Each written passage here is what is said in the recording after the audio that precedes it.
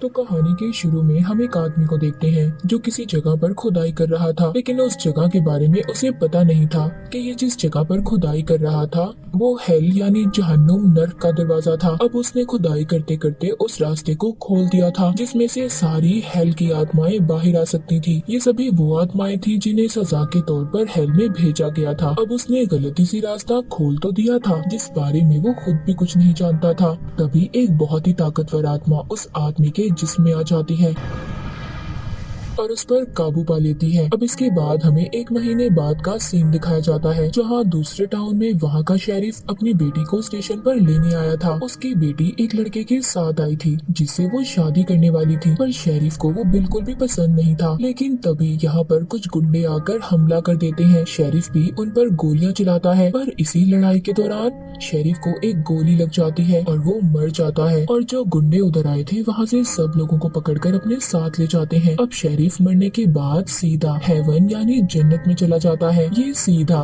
RIPD department में आ गया था, रेस्ट इन पीस डिपार्टमेंट में। यहाँ पर आते ही शेरिफ की मुलाकात इधर की हेड से होती है। उस हेड ने शेरिफ की पूरी फाइल पढ़ ली थी जिसके बाद वो इसको नौकरी देने का कहती है। अब दरअसल बात यहाँ पर ये थी कि उस लड़की ने शेरिफ की फाइल में ये पढ़ा था कि उसने दुनिया में बहुत अच्छे काम किए और लोगों को भी बचाया, इसीलिए तो शेरिफ को सीधा हेवन में भेजा गया था। इधर सिर्फ अच्छी आत्माओं को ही भेजा जाता था। अब हेड शेरिफ को बताती है किसी वजह से जमीन पर एक महीने पहले हेल का दरवाजा खुल गया था और वहाँ की सारी आत्माएं जमीन पर आ गईं। लोगों के अंदर जाकर उन पर काबू पा लेती हैं, उनको अपने तरीके से चलाती हैं और तुम्हारा काम ये है कि तुमने दुनिया में दोबारा से जमीन पर जाकर सब आत्माओं को पकड़कर हेल में वापस भेजना है। ये सब बातें सुनकर शेरिफ बहुत खुश होता है। वो भी दोबारा से दुनिया में जाकर अपनी बेटी से मिलना चाहता था और खुशी खुशी हाँ कर देता है। वो इतना खुश था कि कॉन्ट्रैक्ट को भी नहीं पढ़ता और साइन कर देता है। अब इस काम के लिए हेड उसको खास किस्म की गन भी देती है जिनसे वो जमीन पर आने वाली आत्माओं को मार सकता था। वो हेड बताती है कि तुम इस गन को किसी भी आत्मा पर चलाओगे वो सीधा हेल में पहुंच जाएगी। अब जिसके बाद शेरिफ को दुनिया में जमीन पर भेज दिया जाता है। अब वो आते ही वहाँ पर एक लड़की से मिलता है जिसका नाम जेन था, जो इस काम में इसकी साथी थी और इसका साथ देगी। इधर ही टाउन में हम कुछ गुंडों को देखते हैं जो एक बैंक में आकर पैसे तो नहीं लूटते, वो लोगों को पकड़कर अपने साथ ले जा रहे थे। अब शेरिफ भी इधर आकर अपने घर चला जाता है, पर जेन उसको उसकी बेटी से मिलने के लिए रोकती है। वो कहती है तुम्हारी बेटी तुम्हें नहीं पहचानेगी, तुम्हें वापस से दुनिया में आने की इजाजत तो मिली है, पर तुम्हें तुम्हारा अपना जिस्म बल्कि किसी और का जिस्म दिया गया है। अब यहाँ पर हम जेन और शेरिफ का असल चेहरा देख पाते हैं। इन दोनों को दो औरतों का जिस्म दिया गया था, यानी कि आम इंसानों को ये दोनों नहीं दिखाई देंगे क्योंकि ये मर चुके थे। और अगर तुम अपनी बेटी से प्यार करते हो, अगर तुम उसको सब कुछ सच बता भी दोगे तो वो नहीं समझ पाएगी कि असलियत सच्चाई क्या है। ये सब बातें सुनने के बाद शेरिफ को काफी दुख होता है और वो अपनी कब्र के पास जाकर बैठ जाता है। तभी उधर शेरिफ का दोस्त आता है, ये भी इनको नहीं पहचान पाता। उसे भी ये दोनों दो औरतें ही नजर आ रही थी। वो इनको बताता है कि शेरिफ की बेटी को कुछ गुंडे पकड़ कर ले गए हैं। अब जल्दी से ही उन गुंडों का पीछा करते हैं। ये वही आदमी थे जिन्होंने बैंक के कुछ लोगों को भी पकड़ा था। ये दोनों उनको पकड़ने का प्लान करते हैं। जेन उनके सामने जाकर बताती है कि मेरी बहन एक पहाड़ी से गिर गई है। जैसे हमें पता है कि ये दोनों औरत के रूप में नजर आते हैं। वो कहती है उसे काफी ज्यादा चोट लगी है, उसे मदद की जरूरत है। पहले तो वो मदद करने से मना कर देते हैं। जब जेन उनको पैसों का लालच देती है, अब उनके दो आदमी मदद के लिए आते हैं, जहाँ पर जेन की बहन यानी कि शेरिफ नीचे गिरने का नाटक करता है, लेकिन अचानक से ये लोग उन्हें बहुत मारते हैं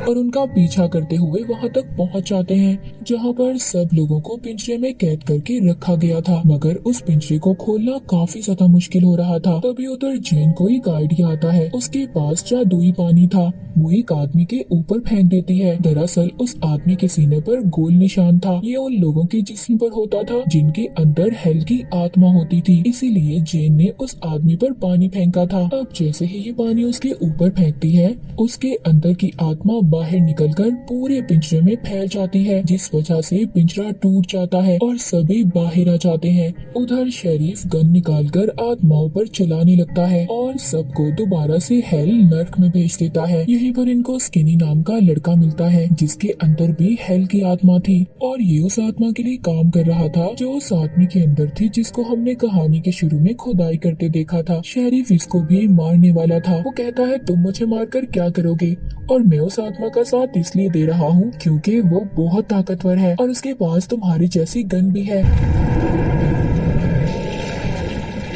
मुझे गलती से हेल में भेजा गया है। वो आत्मा शेरिफ को बताती है जो उस लड़के के अंदर थी, मुझे गलती से हेल में भेजा गया था, मैं सिर्फ चोरी ही करता था, मेरा इतना बड़ा गुनाह नहीं था। अब शेरिफ उससे पूछता है उसे तस्वीर दिखाकर, ये आदमी कहाँ पर मिलेगा जो सब लोगों को अगवा कर ले जा रहा है। इन्हीं बताता है कि वो आदमी सबको पकड़कर उसी आदमी के पास ले जाता है जिसके अंदर हेल की खतरनाक आत्मा है, और वो सबको उस जगह पर भेज देता है जहाँ पर हेल का दरवाजा है। पर कोई भी ये नहीं जानता कि उस आदमी का आखिर मिशन क्या है, वो क्या चाहता है। इसीलिए शेरिफ जेन भी स्किनी को लेकर उधर जाने का फैसला करते हैं। पहुंचकर देखते हैं कि सारा टाउन खाली था, उधर बहुत कम लोग थे। ये यहाँ के मेयर के पास जाते हैं और उसके होटल में कमरा मांगते हैं, पर मेयर दो औरतों को देखकर यानी जेन और शेरिफ को देखकर कमरा देने से मना कर देता है, पर ये दोनों अपनी गन दिखाकर उससे कमरा ले लेते हैं। जिसके बाद ये वहाँ पर टाउन की एक औरत से पूछते हैं कि टाउन के सभी लोग कहाँ पर हैं। वो औरत इनको बताती है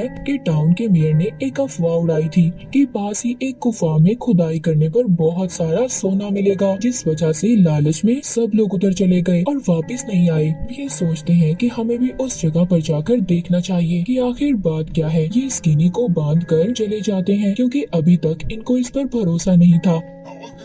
अब जाते हुए रास्ते में इन्हें एक आदमी मिलता है जिसने मास्क लगाया हुआ था। वो बताता है टाउन में हेल का दरवाजा खुलने की वजह से वहाँ की गैस टाउन में फैलती जा रही है। ये आदमी दरअसल यहाँ का मेयर ही था जिसने मास्क लगाया हुआ था। वो कहता है मैं भी उस आदमी के पास गया था, जब से इसने ये मास्क लिया था ये भी उस आदमी के कंट्रोल में था। इसने ही ये अफवाह फैलाई थी कि पूरे टाउन में उधर गुफा में बहुत सोना है। तभी उधर उस आदमी के कुछ लोग आ जाते हैं जिस आदमी के अंदर खतरनाक आत्मा थी। ये सब इनको पकड़कर जेल में बंद कर देते हैं। अब यहाँ पर इनसे एक लड़की मिलने आती है। ये लड़की भी RIPD की एजेंट ही थी, लेकिन ये लड़की वहाँ के हथियारों को चुराकर जमीन पर ही छुप कर रह रही थी। जेन को इस लड़की पर बहुत गुस्सा था क्योंकि इसी की वजह से सारे हथियार उस खतरनाक आत्मा के पास भी थे जो उस आदमी के अंदर थी, और यही वजह थी वो सबको हरा रहा था। अब उस लड़की के जाने के बाद जेन बहुत सोचती है। उसको उस आदमी का प्लान समझ आ जाता है। कहती है जब चांद पूरी तरह से लाल हो जाएगा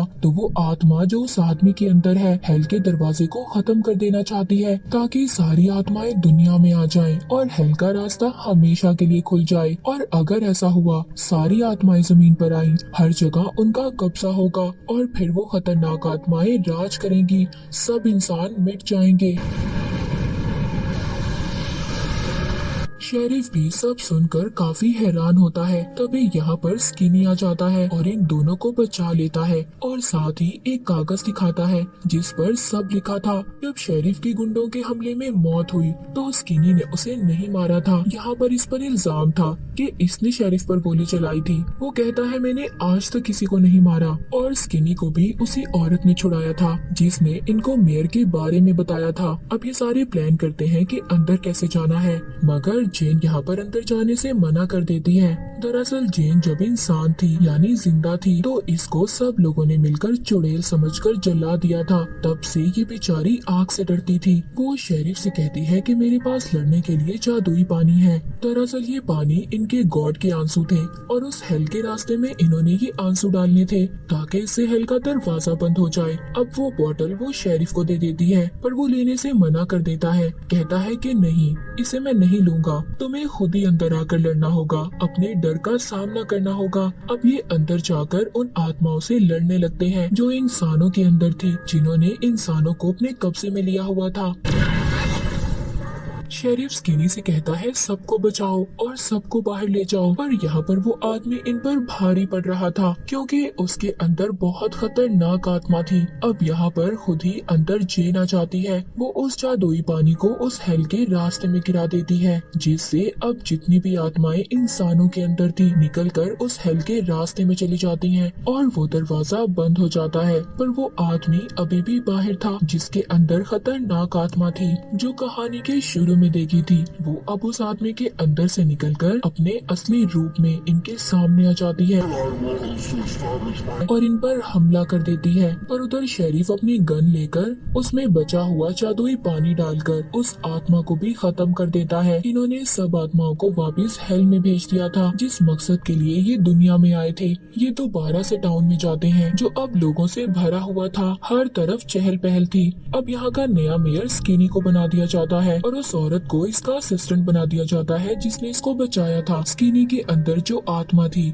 कहती है मैं हेल में नहीं जाना चाहती, वो एक अच्छी आत्मा थी, इसीलिए जेन इससे वादा करती है कि वो इसे हेवन में ले जाने की कोशिश करेगी, पर तब तक उसे इधर ही मेयर बनकर यहाँ के लोगों की मदद करनी होगी। मूवी के आखिर में हम देखते हैं जेन और शेरिफ मिलकर शेरिफ की बेटी की शादी में जाते हैं जो अभी भी उन औरतों के रूप में ही थे। ये अपनी बेटी को बताने की कोशिश करता है कि वो उसके डैड हैं, पर वो कुछ समझ नहीं पाती। अब वो अपनी बेटी को गले लगाकर अच्छी दुआएं देकर चली जाती है, यानी कि शेरिफ अब चला गया था। वो जेन से कहता है कि मैं वापस RIPD जाकर आराम करूंगा, मैं वापस जाकर सुकून से रहूंगा हेवन में। तभी जेन हंसती है, कहती है लगता है तुमने सही तरह कॉन्ट्रैक्ट नहीं पढ़ा, तुम्हें अब इस दुनिया में रहकर 100 सालों तक RIPD का काम करना होगा, तुम आराम नहीं कर सकते। और इसी के साथ ये मूवी यहीं पर